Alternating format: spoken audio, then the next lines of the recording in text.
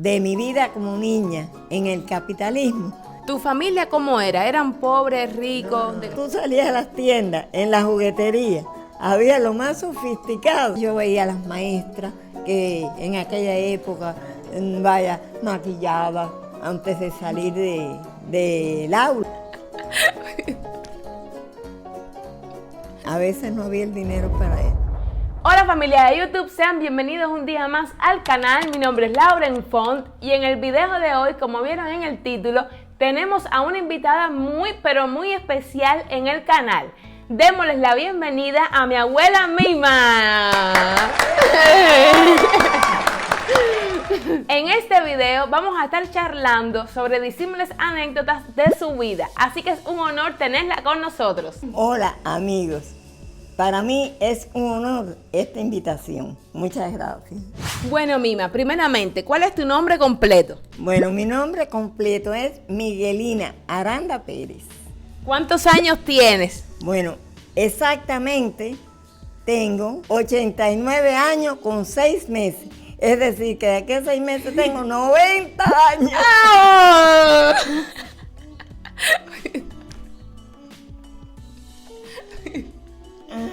¿Y qué te pasa a ti? Ahora bien, ¿cuándo naciste y dónde?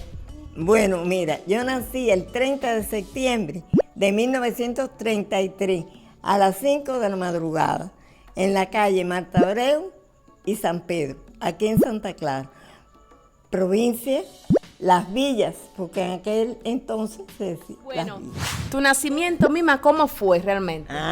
Eso sí es muy interesante. Mira, hay que destacar una cosa. En aquella época que yo nazco, analice en 1933, había un hospital materno que era municipal.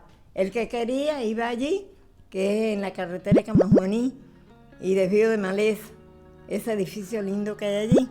Es ese. Pero ¿qué ocurre? Que el que no quería no iba allí, llamaba a la comadrona a la casa y en la casa pues paría la madre. ¿Qué ocurrió? Que en el caso mío, cuando en la sala, bueno, toda la sala llena de parientes que querían esperar la nueva persona que iba a nacer, porque hay que ver, no se sabía si era hembra o varón, esa es otra Dios cosa. mío, qué problema. No sabían una ¿Qué entre problema? todo el mundo. Ay, será hembra, será varón. Nacía el niño que ya se había buscado a la comadrona estaba al tanto de el paridor. ¿Qué ocurrió? Que nazco hembra. Otra característica, una de aquellas personas, ya fuese tío, amigo o alguien de confianza que iba allí y estaba a ver a la parida, colgaba el niño o la niña. Y ya se decía, como era la primera persona, lejos de la madre, que lo cargaba, pues ya se decía que le había sudado. Fulanita sudó, en mi caso fue una tía mía, Coralia Pérez Águila, hermana de mi mamá. Que en paz descanse también, tío. Sí, que en paz descanse, porque precisamente fíjense que murió, le faltaban unos días para 104 años. Bueno, pues entonces, ¿tu familia cómo era? ¿Eran pobres, ricos, de clase media? Vamos a estar claro que mi familia era una familia muy pobre. Yo diría que muy pobre. Además, analiza que yo nací en el 33, que acababa de pasar la crisis del 29 al 33. Mi papá era un hombre muy luchador, trabajador, y mi mamá igual. Pero ¿qué ocurre? Y mi abuela, lavandera. No, una lavandera. Incluso el pago de la casa donde yo vivía era con la lavandería. La dueña de la casa le mandaba los bultos de ropa a mi abuela todas las semanas para lavar, y ese era el pago del alquiler de la casa. Mi papá, como a veces no había trabajo, él le ayudaba a planchar.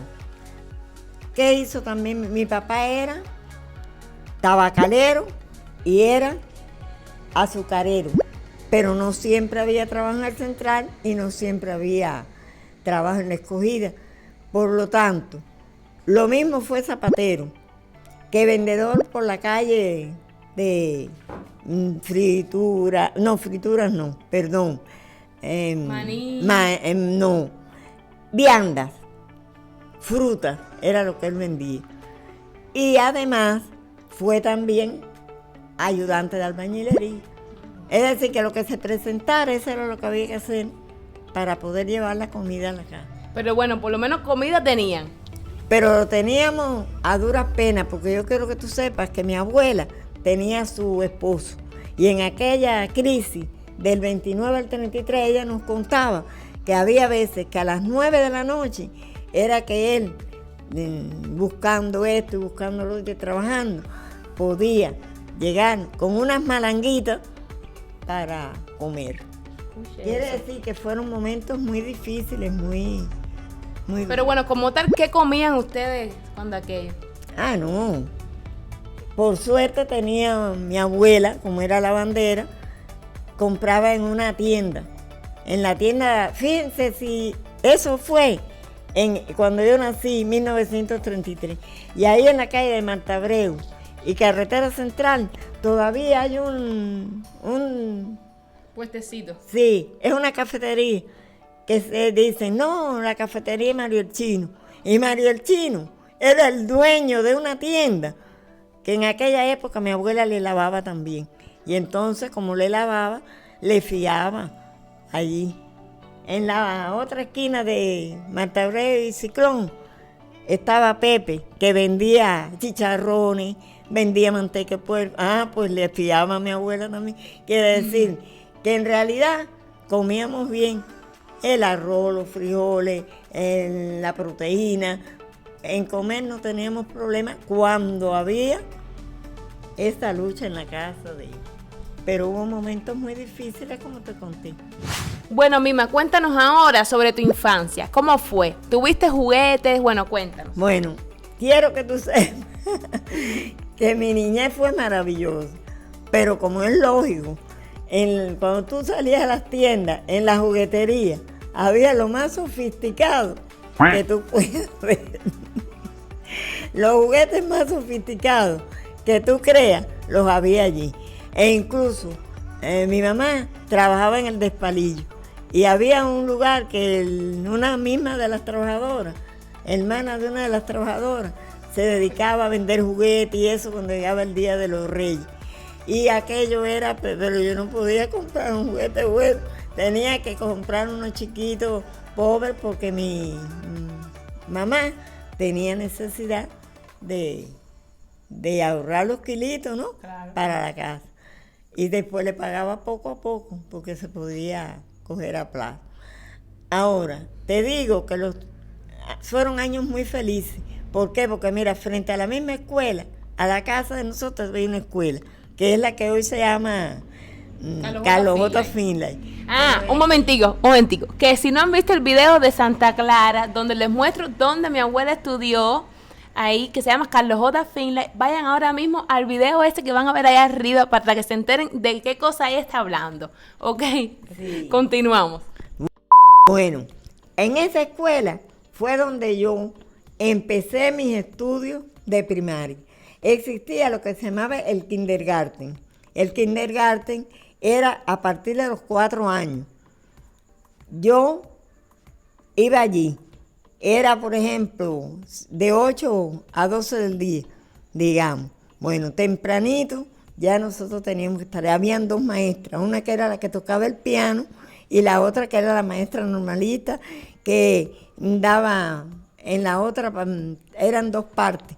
En una parte se cantaba y en la otra parte se hacían trabajos manuales, se hacían juegos, se acostaba a reposar los niños en una estera que hacían de cartulina muy bonita las maestras. La cuestión es que allí no solamente se hacía, sino se hacían ejercicios y todo. Hay una peculiaridad, que cuando uno llegaba a la escuela, pues ¿qué era lo que hacían los niños?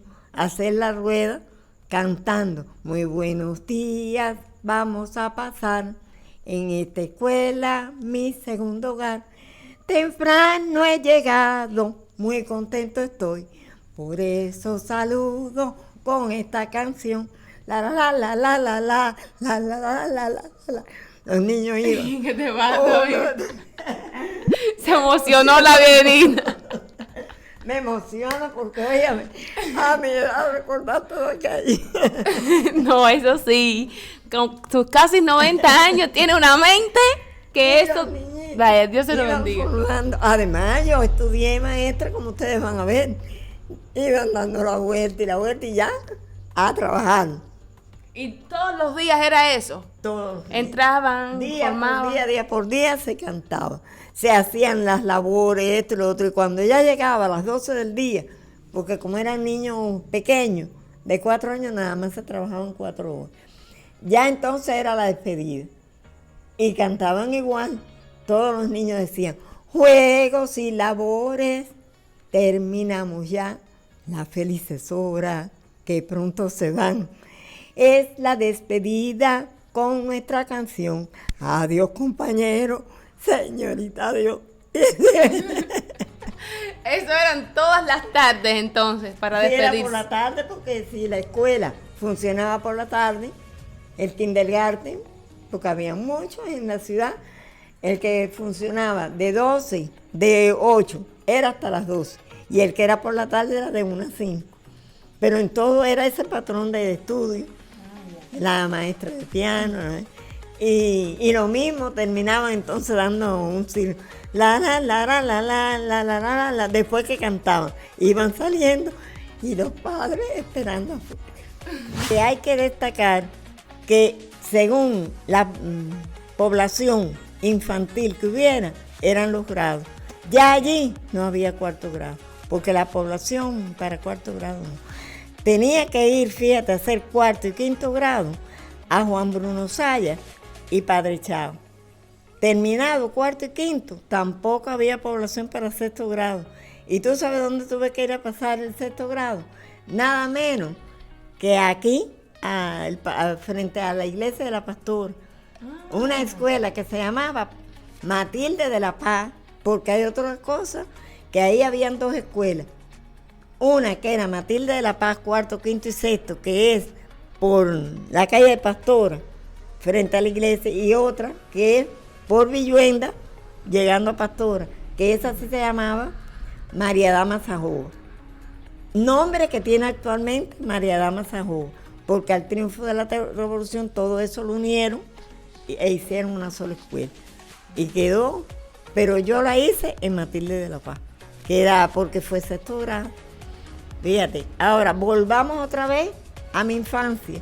Todo aquello fue muy interesante en la escuela, pero hay que destacar una cosa, que en aquella época los niños, por las noches, no solamente los niños, se comía muy temprano, a las 5 de la tarde, ya las familias estaban sirviendo las comidas y todo, cosa de a las 8 de la noche a dormir. Pero ese tiempo, ¿qué hacían? Salían a la calle, a la acera, se sentaban, la abuela, bueno, A todos jugar y los eso. que podían, a conversar entre conversar. vecinos. Conversaban los vecinos. Naturalmente, había excepciones, ¿no? Porque es una cuadra entera, pero la mayoría de los niños se reunían allí. ¿A qué se reunían? A cantar cantos infantiles, rondas, y así se conocían, y de lo más bonito, mucho. Yo hubiera podido cantarles algunos, pero imagínense. No, este video sería entonces infinito. Pero bueno, una característica interesante, que por la noche, a las 8, a dormir ya. Antes de las 8, muchas veces ya a dormir. Y yo recuerdo que mi abuela, ya a las 8, en la cama, para que tú sepas.